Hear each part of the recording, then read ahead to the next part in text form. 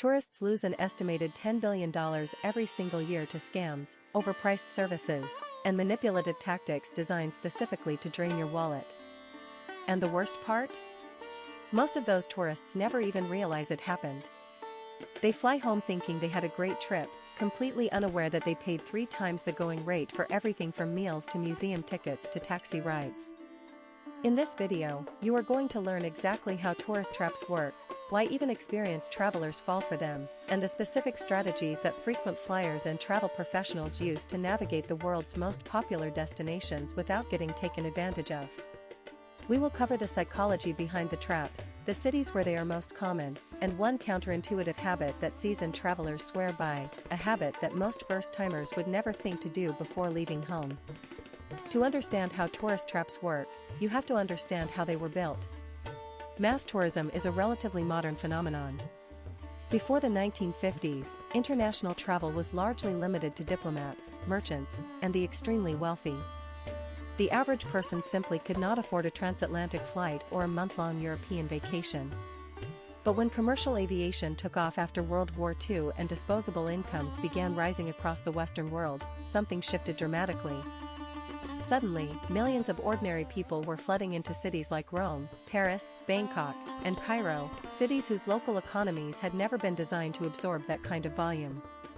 Local entrepreneurs, street vendors, taxi drivers, and restaurant owners adapted quickly.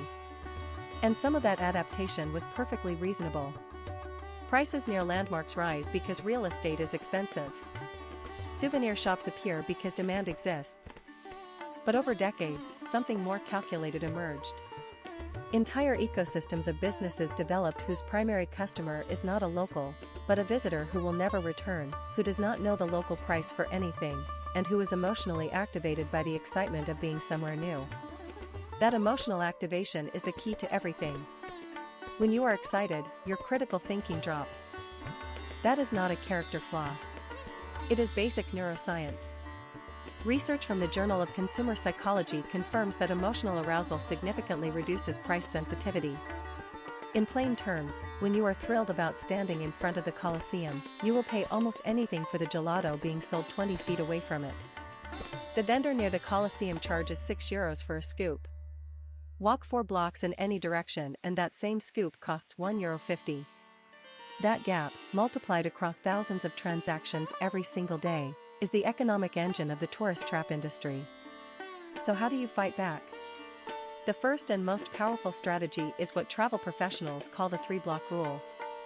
No matter what city you are in, no matter what you want to eat or buy or do, walk at least 3 blocks away from the main attraction before spending a single euro, dollar, or baht. The prices drop dramatically, the quality often improves, and the experience becomes genuinely local rather than manufactured for outsiders. But here is what nobody talks about when it comes to popular destinations. The most dangerous tourist traps are not the obvious ones. Everybody knows not to buy a designer handbag from a man with a blanket on the ground in Florence. The traps that actually cost travelers the most money are the ones that look completely legitimate. The restaurant with the laminated English menu and the smiling host outside pulling you in, that is a trap. The taxi with an unofficial meter, a trap. The currency exchange booth inside the airport with the giant zero commission sign, absolutely a trap, because the commission is hidden in the exchange rate spread. In Bangkok, for example, the famous Tuk Tuk gem store scam has been running for over 30 years and still catches thousands of tourists annually. A friendly local, sometimes dressed as a monk or a government worker, approaches you near a major temple, tells you the attraction is closed for a special holiday, and offers to take you somewhere better. That somewhere better is always a store where drivers receive commissions.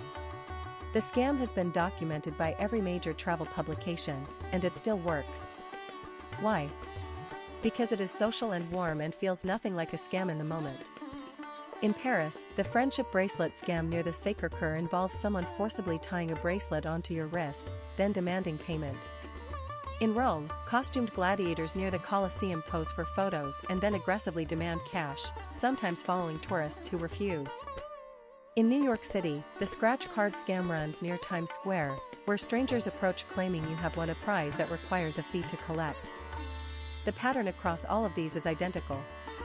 They rely on social pressure, time compression, and the tourist's instinct to be polite and avoid confrontation in an unfamiliar place. Knowing the pattern means you can recognize it before you are already inside it.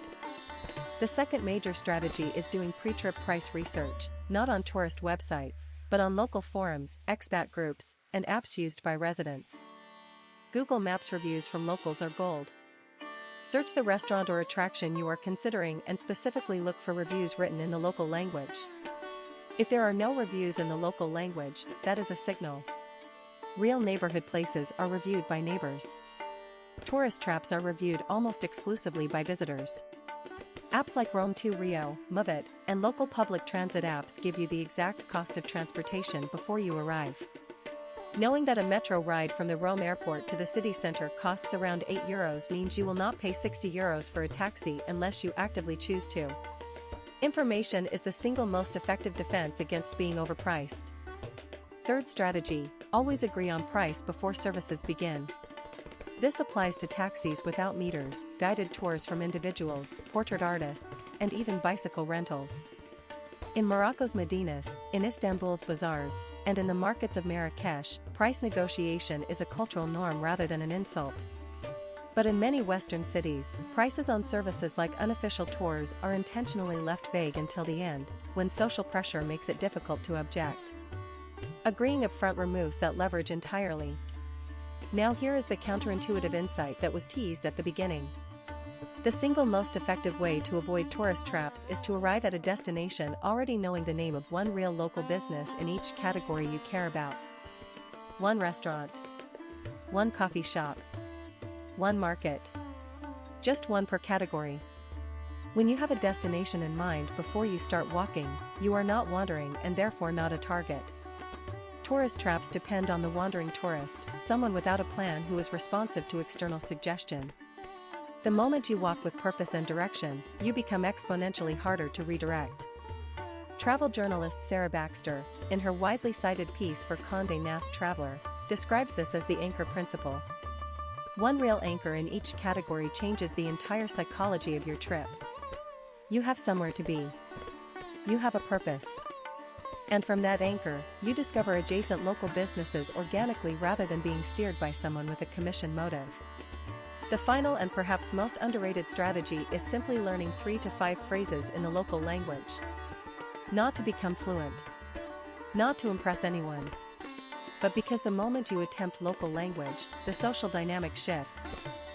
Vendors, restaurant hosts, and service providers categorize you differently. You are no longer the easiest mark in the crowd. This has been documented anecdotally by hundreds of long-term travelers and is consistent with research on in-group and out-group social psychology. Belonging, even minimally, changes how you are treated. Tourist traps are not going anywhere.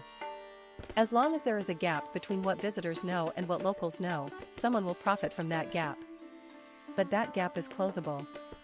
Before you go, if you learned something valuable today, hit that like button right now. Subscribe to TravelSphere for a brand new video every single day. We will see you in the next one.